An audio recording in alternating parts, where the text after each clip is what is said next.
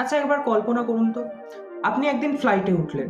ফ্লাইটে উঠে নিজের সিট খুঁজে বসতে যাচ্ছেন, এমন সময় শুনতে পেলেন পাইলট ঘোষণা করছে we are ready to land. ঠিক কেমন হবে?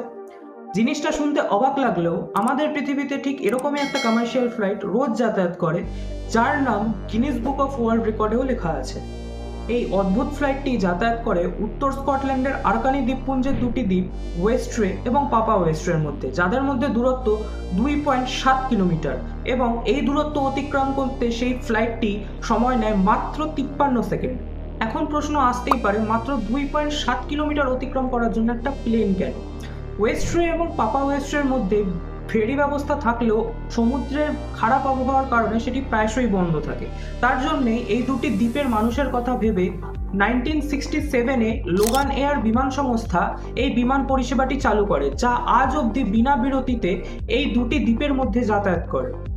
তাহলে আপনি কি চাইবেন পৃথিবীর সব থেকে শর্ট ডিস্টেন্সের এই বিমানটিতে ট্রাভেল করতে? কমেন্ট করে জানান, এবং আরও এরকম তথ্য পেতে চ্যানেলটি সাবস্ক্রাইব করে রাখুন।